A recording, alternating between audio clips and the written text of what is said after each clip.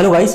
तो अभी हम लोग देखने वाले हैं प्रूफ ऑफ गॉस लॉ कैसे हमारा होता है। हम लोगों ने गॉस लॉ का डेफिनेशन तक पढ़ लिया था, उसके कुछ गॉसियन सरफेस के बारे में स्टडी हमने किया था अभी तक। अभी हम लोग देखने वाले हैं उसकी जो प्रूफ है कैसे होगी। देखिए, सपोज आपके पास कोई पॉइंट चार्ज है, मतलब इसका अगर प्रूफ की बात करें तो आपको एक पॉइंट चार्ज लेना होगा। सपोज प्लस क्यू एक पॉइंट चार्ज है, ठीक है। और आपको पता है कि अगर एक पॉइंट चार्ज है उसके कारण से हमारा जो गॉसियन सरफेस होता है वो स्फेरिकल नेचर का होता है। ये हमारा कैसा होता है? स्फेरिकल नेचर का होता है। आपको थोड़ा सा यहाँ पे क्या है, सिमेट्रिकल दिखाना होगा क्योंकि आपको पता है, ठीक है। ये हमारा हो गया। तो ये हमारा क्या है? Gaussian surface. गॉसियन सरफेस ये हमारा हो गया, ठीक है। हमने क्या किया कंसीडर? सबसे पहले हमने पॉइंट चार्ज लिया, उसके कारण से हमारा जो गॉसियन सरफेस बना वो स्फेरिकल नेचर का हुआ। स्फेरिकल ये हमारा हो गया, ठीक है।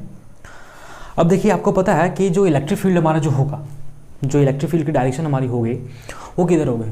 वो रेडियल आउटवर्ड हो गई, क्योंकि हमने क्या किया है? एक पॉजिटिव चार्ज लिया है, ठीक है। आप देख पा रहे हैं ये हमारा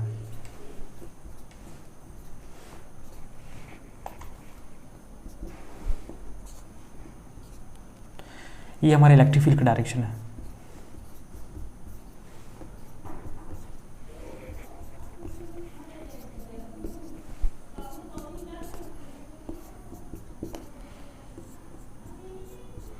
ये हमारा इलेक्ट्रिक फील्ड का डायरेक्शन हो गया, ठीक है। प्लस क्यू चार्ज हमारा था और इसके कारण से हमारा गॉसियन सरफेस क्या हुआ? स्फेरिकल सरफेस का बना, ठीक। और आपको पता है कि जो इलेक्ट्रिक फील्ड का डायरेक्शन होता है वो रेडियल निकलता है बाहर, सरफेस के 90 पे, ठीक है। अब तो सबसे पहले हम देखेंगे जो फ्लक्स का डेफिनेशन था, phi equal to closed E dot D S, या इसकी डेफिनेशन हमारी हो गई डी। आप दोनों में कुछ भी लिख सकते हैं, ठीक है। हमने आपको बताया था कि जो इलेक्ट्रिक फील्ड इंटेंसिटी होगा वो सेम होना चाहिए, क्योंकि ये जो गॉसियन सरफेस है वो सिमेट्री है about this charge. Plus Q हमने यहाँ पे बीच में प्लेस किया, और इसका जो गॉसियन सरफेस हमारा था वो हर जगह मेरा सेम था। सपोज ये गॉसियन सरफेस का रेडियस मेरा क्या है? आर है। आप देख रहे हैं ये हमारा क्या है? गॉसियन सरफेस, और इसका रेडियस मेरा क्या है? आर है, ठीक है। अब स्मॉल हम एलिमेंट लेते हैं। आप यहाँ पे देख रहे हैं, आप यहाँ देख रहे हैं, क्या देख रहे हैं यहाँ पे आप? ई dot D S, that means electric field intensity and area vector. तो आपको पता है कि जो एरिया वेक्टर हमारा होता है सरफेस के 90 पे होता है और आउटवर्ड होगा मेरा डी, बाहरी जाएगा हमारा। अगर हर एलिमेंट की बात करें, हर एलिमेंट की बात करें तो हमारा जो एरिया वेक्टर होगा वो सरफेस के 90 पे होगा।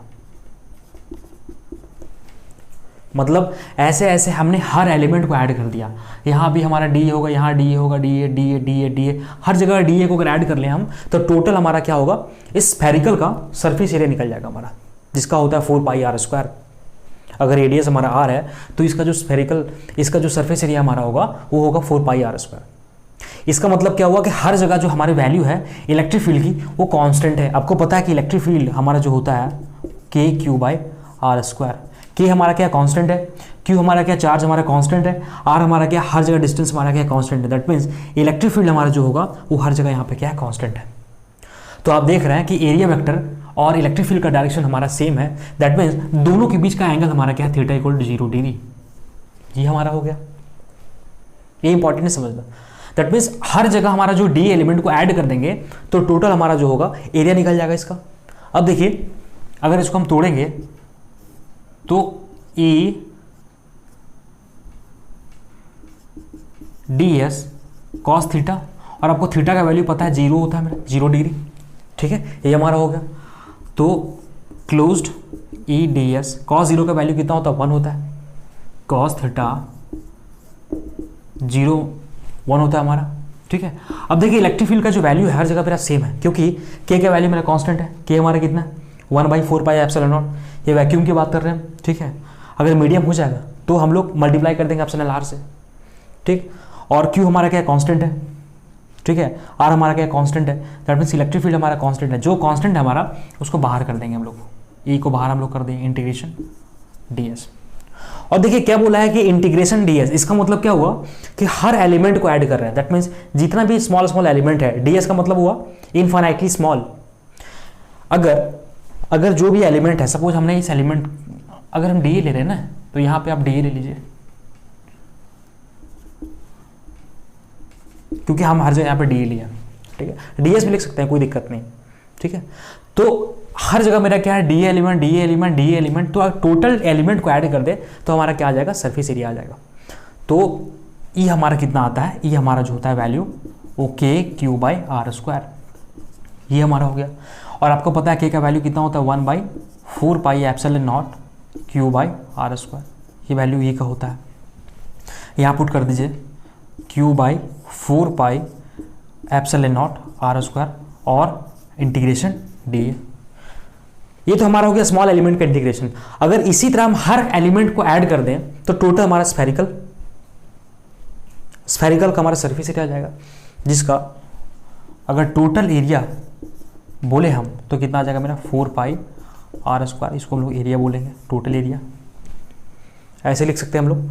तो ये हमारा आ जाएगा q by 4 pi epsilon naught r square into 4 pi r square, 4 pi काट गया, आर काट गया मेरा, तो कितना आ गया मेरा, Q by epsilon not. That means हमारा जो फ्लक्स आ गया, फ्लक्स हमारा जो आ गया क्यू बाई एप्सिलॉन नॉट।